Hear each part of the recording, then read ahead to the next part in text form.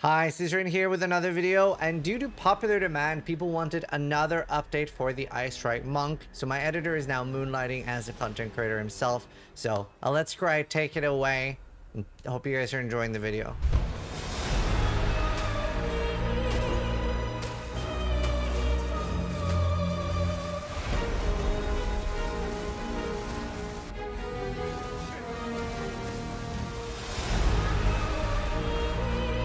After having posted my previous Ice Strike Monk build guide, people really have been asking how it's going to look like if you want to scale it further into the end game, or you just want to put more currency into it to really get into the tail end of the end game and really feel really strong and stuff like that.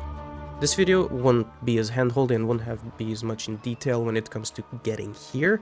So for that, please refer to the previous videos that I made about this build that covers leveling, early end game, mapping, and just how you get here basically.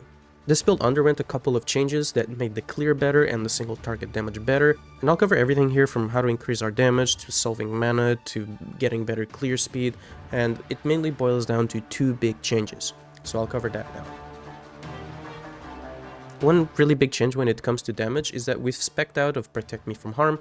So essentially what this node did is we were expecting it to give us physical damage reduction because that's the stat that would appear here in the character sheet. That was just a wrong assumption. I think that the character sheet kind of lies to you here. It doesn't really give you physical damage reduction, which would be amazing. What it's really giving us is just armor, which isn't that good of a stat, and it comes out of a penalty of losing evasion, which is a much better stat for mapping in general. Ever since I've swapped out of it, I've literally not noticed a difference, and that allows us to go back into Unbound Avatar from And I Shall Rage, which is just a huge damage increase. It's a huge burst window for against bosses and stuff like that, so it feels really good. I think you do have to have enough energy shield and enough evasion to make specking out of this kind of viable. Armor is just not a good stat. I've never seen my energy shield go down ever because you're just evading everything and killing everything really fast. This build feels completely immortal. On the rare occasion that I like tank a slam or whatever because I'm not really paying as much attention, what happens is that Ghost Dance is just going to refill your energy shield up like instantly because we have so much evasion. I think I'm at like 20k evasion. Yeah, 20,398 evasion at this point. So dropping this, you really didn't feel like anything, and you gain Unbound Avatar, which is a really fun button to press, and I really like it like that way. The first step of scaling your damage through gear is, other than having a good staff and just having decent gear overall, is to have jewels. These are the 4 stats that you want on your jewels to really scale your damage. You want percentage increased cold or elemental damage.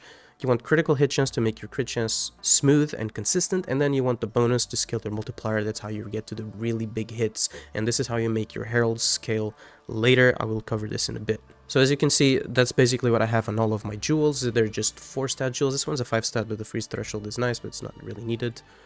Energy shield on the jewels is also nice, of course, a little bit more defensive. I've already covered what you need out of your staff in the previous video, but I'll just reiterate here. So what you really want is high physical DPS. No, you don't really want increased elemental damage because that's just going to steal a suffix, and that's not base damage, that's just a little bit of an increase afterwards. So what you really want is high physical damage. You want high attack speed for the build to feel good. You want increased crit because that's going to up your base crit chance, which is just going to make your other crit increases way better. And you want critical damage bonus. This is also a base critical damage bonus, which makes all of your multipliers even better. This is a pretty good staff. I'm sure you could get better if you really wanted, but that's just how it's going to look. It doesn't have to be a slicing quarterstaff. It can be a slicing quarterstaff. It can be a gothic for extra speed, and it can be, I think, is a crescent for more attack speed on the base. So those 3 are good. So slicing, crescent, and gothic, pretty sure. The next step of scaling this build's damage and just overall power is by getting ingenuity. Obviously one of the best items in the game, if not the best. It's just the crazy item that makes the ring slot, which is really powerful in this game. It makes it even more powerful. And to go with that, we want some breach rings that look like this. So we want all elemental resistances because, well, we need resistances. We want rarity because, sadly, you just need rarity when you're mapping. It's really silly not to have any, sadly. You want flat damage, you want dexterity, because dexterity is going to scale attack speed with Falcon Technique and with Hand of Wisdom in action, which is the best in slot gloves, which I will cover after. Same for the other ring. You want percentage cold damage is really good, because percentage increases are great for this build when you have so much multi and so much base damage. You want more flat damage, you want dexterity, and really important for a ring for bossing is to have mana leech. The leech percentage of physical attack damages mana. I will cover mana later though. However, you can see that I'm not using 2 breach rings, and why is that? That brings me to the next really big change of the build, which is the huge clear speed boost that we get from this Porcelain ring. I don't know how to say the name, so I'm just gonna call it different things. This pierogi ring is just crazy. It's going to make your heralds just chain all over the map. If your herald deals enough damage to just kill monsters by itself, you just tap a monster once, the monster is going to die, and it's going to chain by itself and clear 2 or 3 screens ahead of you. It's crazy. It just chains by itself, and it looks really good, as you can see in the background. It feels like a PoE1 build where you just shatter everything, and it feels great. However, one thing that's worth mentioning, if you do want to run 2 rarity rings, there's a setup that you can do with Herald of Ice and Herald of Thunder to make them chain together. Obviously, that comes with more spirit costs and a skill slot, so you're gonna have to get rid of your palm skill, which means you lose a little bit of mobility, but it's not a big deal. I'm not really going to go into detail on how these Herald trick really works. Fubgun has a really good video about it, so I'll link that in the description. If you go and watch that, it has everything that you need there. Obviously, another really big slot for this build is the Hand of Wisdom in action. It's the best in slot glove for most attack builds. It's just a crazy item. This item is just best in slot for every attack build almost. It just gives a lot of attack speed and gives you a lot of flat damage, especially because it combines with Falcon Technique for even more attack speed scaling through your dexterity. Which is just a huge damage increase. Obviously, you can really go crazy with these gloves and really push your attributes to the max and get a lot of damage about it, but at the end of the day, you really only just become an attribute stacking build, which I find kind of boring, so I haven't really done that, but I think that's one of the avenues to push this even further for even crazier damage. As I mentioned, this build does have a swap for pinnacle bosses. This is a swap that I do only for pinnacle bosses when I'm finding them on their own, so things like Zesht, things like Arbiter, things like the Sanctum boss and stuff like that. Exactly what I'm swapping out is I'm swapping in a Breach Ring over the Pierogi Ring, I'm swapping in Concentrated Effect over Cold Infusion on Ice Strike, and I'm swapping in Cast on Shock over Charge Infusion, because it's just not as good on bosses compared to Eye of Winter and compared to Sniper's Mark for more charge generation to power up your charge staff. As for the rest of the gear, it's fairly straightforward. You just want boots with 35% move speed, high life, and then resists that you need. Just fill out your resistances as they're necessary. Having some mana and some other attributes here like intelligence or dexterity is really good, but it's pretty hard to get because a boot like this is already kind of expensive, so knock yourself out on there. As for the helmet, you really just want high evasion, high energy shield, and then more attributes, more resistances, and just fill those out whenever needed. If you really wanted, you can take Subterfuge Mask at the cost of a bunch of skill points to get even more evasion and have a pure energy shield base. I think overall this is probably the best option, but I've never really felt it was necessary, and it's quite out of the way for this tree, so I just never really bothered with it. As for the amulet, it's just a stat stick with life and resists on a rarity base, and then allocating Overwhelming Strike for even more crit chance, even more crit damage with attacks, so it's just fairly straightforward as well. Now, I do want to cover the links and support gems for this build, because I've seen a lot of people have different setups for this, and I'll just give my opinion, and you pick and choose from what you think fits your build and your playstyle the best. I don't think there's like a best option, it's just what I prefer. There's quite a few options that you can take here. So the problem with Ice Strike is that the mana cost on a 6 link and this much of attack speed, the mana cost becomes so high that it's just not manageable, and it really limits our choices of support gems here a lot. The support gems that we really want to avoid are those with the cost multiplier. As you can see here, Primal Armament has 120% cost multiplier. Ideally, I would prefer not using this, but having a single cost multiplier support gem seems to be fine. So this is the only cost multiplier support gem that I would really use, and other than that, I'm fully avoiding them. Martial Tempo is just a no-brainer, makes the skill feel better, makes you do more damage. Crescendo support is really needed because the final repeat that you get for free doesn't cost any mana. This, on top of giving you a lot of damage, because the final repeat is the one that deals the most damage, is also going to make your mana a little bit more manageable. However, it only really feels good at really high attack speeds. I'm talking like 6 and above, or even 6.5 and above attacks per second. Ice Bite is just great. It's always up because you freeze your bell. So it's just a no-brainer, just 35% more damage. It's up all the time in mapping, it's up all the time in a boss the moment you put your bell down, so it's great. The last spot is the most contentious one, because I've seen a lot of people use Concentrated Effect, because it deals a lot of damage and it doesn't really have any other penalties. However, it does have one big penalty, which is the 50% less area of effect. I hate mapping with this. Sometimes you'll just sit there and you're gonna miss an attack because you don't have enough range to hit the enemy in front of you, and it just feels horrible.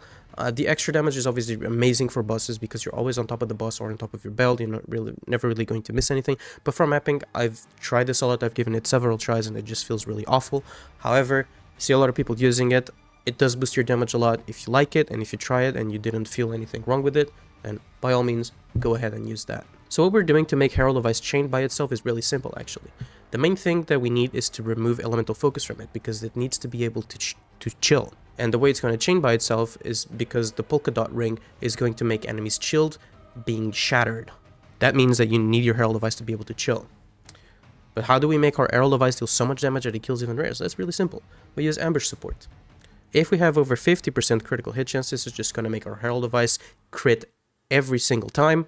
And because we have so much multiplier, without spending anything, this is giving us almost 600% crit multi. This is crazy amounts of damage. It's just going to hit like a truck and it's going to delete everything and chain and clear screens by itself. So we have ambush support, followed by magnified effect to facilitate those chains even longer. We're going to have cold mastery just for some extra damage. Long shot is going to make it even more damage when you're chaining stuff away from you. I believe that's how it works. The last one doesn't really matter. I have Soul Thief. I don't even know if it works. I haven't found anything to put in the slot, so this is just what I threw in there. For Tempest Bell, we slot in Rage, because we hit so fast that putting the bell down and hitting it a few times is going to put us at full Rage instantly, so it's really good. We have Heavy Swing, just make it deal more damage. Have Close Combat, makes it deal more damage. Have Overabundance, so that we can put 2 bells down and prepare the second one while hitting the first one. This is a huge damage increase. However, it does mean that you're going to have to be casting Bell a little bit more often, but it's absolutely ridiculous. And Heft, just another damage multiplier. There is a world in which you can use 2 bell gems and just have 2 bells on your bar. That is a lot of damage, but this build already suffers with skill slots a lot. Doesn't seem to be worth it to me. This already deals so much damage, and this would add even more like micromanaging. But it's an option if you want it to be. Finally, for our active skills, is going to be Charge Staff, Link to Perpetual Charge, Persistence, and Maim. I don't know if Maim is really doing anything, but like there's nothing else to put there, so like whatever. Oh, and one more, in Hand of Chayula, we just have it linked to Sniper's Mark and to Blind, so that it, when you're dashing to something, gets blind a little bit, casts another Sniper's Mark, just gives you a power charge, gets you started on your loop of consuming power charges and stuff, so it's just nice. The reason we're not using Shattering Palm anymore is because with the Pierogi ring, we're just shattering everything anyway, so we don't really need Shattering Palm anymore. Might as well get Hand of Chayula to cast a skill for free, or cast a curse for free, so it's just nice. For the other skills, you can just follow the max roll planner that I'll link in the description. Mana issues. Yes, there are mana issues because this build attacks so fast, and it costs over 50 mana each time you attack, and we're attacking like 7 times per second, so if you do the math, it's a lot of mana that we're going through. However, there is a really easy fix for this. When you have enough damage, even though physical damage is only about 7% of our total damage, having Mana Leech on one ring is enough to just sustain mana on itself completely fine. Even when you have 2 bells down and you're slamming it at the speed of light, this will keep your mana up just really nicely. For mapping, if you really don't want to press your Mana Flask once in a while when you run out of mana, then you can get Recover Mana on kill on a jewel, and that should solve everything. I don't really mind pressing the Mana Flask. We're only hitting like once or twice per enemy and everything's shattering. It's really fine. I don't see a problem in just using the Mana Flask once in a while. It's not like we hit a lot. And as I mentioned before, having Crescendo support on top of being a damage increase, it just helps with mana by just removing like around 25% of the mana cost. We do still have Deep Trance in the passive tree, which is just a pretty efficient node since we want to go up here to grab the Inner Faith anyway, so this just helps. And already has reduced cost of skill, so it helps further with mana while also giving damage, because attack speed is just a really good stat. As far as gameplay goes, don't even need to mention mapping, because you just slam your staff down a couple times and the screen explodes. But when it comes to bossing, there is a kind of specific rotation that you have to do. You're gonna open with Hand of Chayula to generate the power charge from the Sniper's Mark that you get from it. You're gonna cast Charge Staff and then slam your bell down, slam your second bell down. By this time you should have more power charges to get a full power Charge Staff. And at this point, you're gonna press Unbound Avatar and just go to town, slamming those bells and refreshing them as they come up. Eventually, you're gonna freeze the boss, and you're just gonna sit there and look at the counter of the bells on your skill bar and just slam it down whenever it's available, and it's just gonna delete everything, and it's gonna feel really good. This build is so versatile, there isn't really one clear way of doing it the best. I've seen a lot of versions, including CI builds that I've seen Pox do. I think Rax is playing a non-crit version of this build that is also doing really good. So just pick whichever one looks most appealing to you and what you would like to do. and just have fun with it. I think this build and this character is great. I don't think that Ice Strike is perfect. I think Tempest Flurry, when it comes to single target, is just better. It just deals more damage. But that would be just a whole other build that I don't really want to cover here. But I think if you're really scaling, your single target Tempest Flurry is better than Ice Strike. But who really needs more damage when you're already deleting the pinnacle bosses in the game this fast? Just play whatever you like. I think that's it for my monk. I don't really have anything else to say. I hope you guys find it useful, and I'll see you next time. So that was my editor, Scrya, Ice Strike Monk. I hope you guys are enjoying it. Thank you guys so much for watching. Sub if you like it, but more importantly, try to die less than I do.